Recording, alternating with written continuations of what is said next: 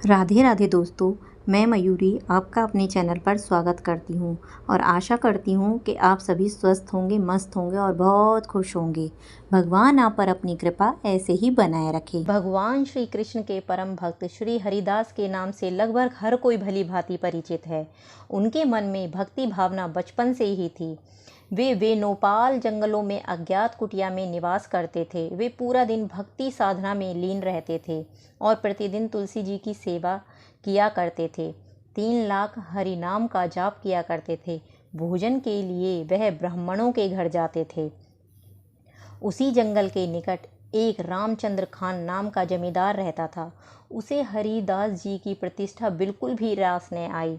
उसने निश्चय किया कि किसी तरह से हरिदास जी को समाज की नज़रों में नीचा दिखा दे। इसके लिए उसने श्री हरिदास जी में दोष ढूंढना शुरू किया। उसने इस काम के लिए अपने गुप्तचर भी रखे, लेकिन हर तरफ से विफल रहा। अंत में खींचकर उसने वेश्याओं का सहारा लिया, जिससे कि वह हरिदास जी के चरित्र को भ्रष्ट कर सकें। इस काम के लिए उसने सबसे सुंदर लक्ष्य हीरा को इस काम के लिए चुना और लक्ष्य हीरा ने भी 3 ही दिन में श्री हरिदास जी के पतन का विश्वास दिलाया। इसी योजना के साथ वो निकली कि जैसे ही वो श्री हरिदास जी के पास अपने माया जाल में फंसाएंगी, वैसे ही जमींदार सभी नगर वासियों एवं गुप्तचरों के साथ वह पहुंचकर उन्हें रंगे हाथ पकड़ लेगा और उन्हें सभी के सामने तिरस्कृत कर देगा और आचार्य पद से भी बेदखल कर देगा। योजना के तहत वे सज धज कर वो कुटिया की तरफ निकल गईं। जैसे ही वह कुटिया के समीप पहुंची, उसने देखा कि बाहर तुलसी जी विराजमान है। उसने उन्हें प्रणाम किया, अंदर प्रवेश कर गई। श्री हरिदास जी आकर्षित करने के लिए उसने कई कृत्य किए, जिसे देखकर वे अपना स्वयं खो दें।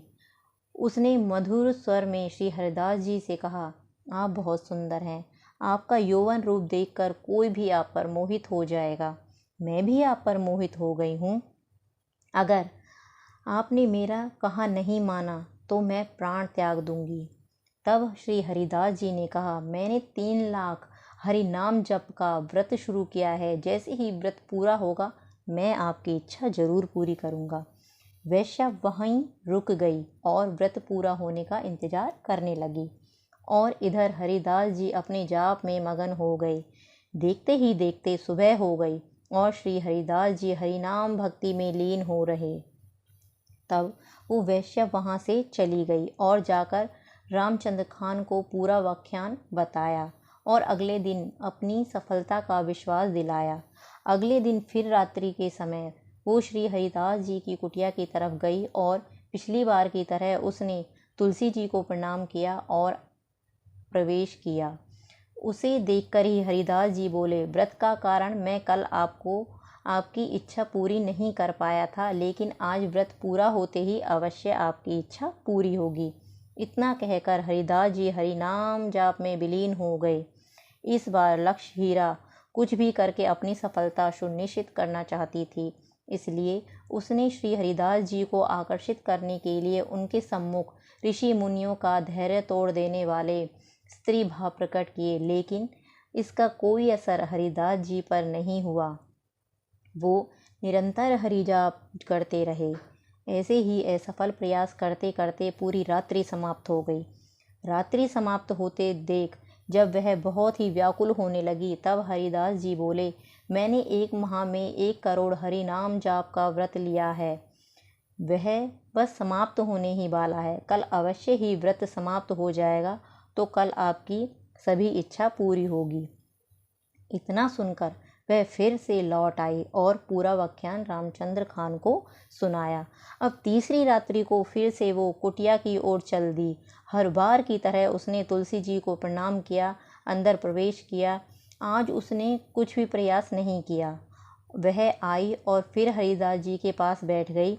व्रत पूरा होने का इंतजार करने लगी। लगातार 3 दिन तक हरिनाम सुनते सुनते उसका हृदय परिवर्तन हो गया। उसके मन का मैलापन दूर हो गया। उसके मन पश्चाताप की ज्वाला में जाग गया। जैसे ही सुबह हुई उस वेश्या ने हरिदास जी के चरणों में गिरकर क्षमा मांगी और उसका और उस जमींदार रामचंद्र खान के उद्देश्य के बारे में बताया और वह बहुत लज्जित अनुभव करने लगी। तब हरिदास जी बोले, मैं उसी दिन ही यहाँ से प्रस्थान कर जाता जिस दिन आप यहाँ आई थीं, लेकिन आपके उद्धार के लिए मैंने 3 दिन तक प्रतीक्षा की। वेश्या ने बड़े ही दुखी मन से फिर अपने कृत्य के लिए क्षमा मांगी और अपने कल्याण के लिए प्रार्थना की। तब हरिदास जी ने कहा, इसका एक ही उपाय है कि पाप दुनिया को भूलकर नई शुरुआत करो तथा पाप द्वार एकत्र की हुई समस्त संपदा को ब्राह्मणों को दान करके एक कुटिया में निवास करो और हरि नाम का जाप करो एवं तुलसी जी की सेवा करो। हरिदास जी के कहे अनुसार उस वेश्या ने सारा धन ब्राह्मणों को दान दे दिया एवं खुद एक कुटिया में आकर रहकर हरि नाम का जाप करते हुए साधारण जीवन व्यतीत करने लगी। श्री हरिदास जी की कृपा से वह कठिन साधना में लीन हो गई और प्रतिदिन 3 लाख हरिनाम जाप करने लगी।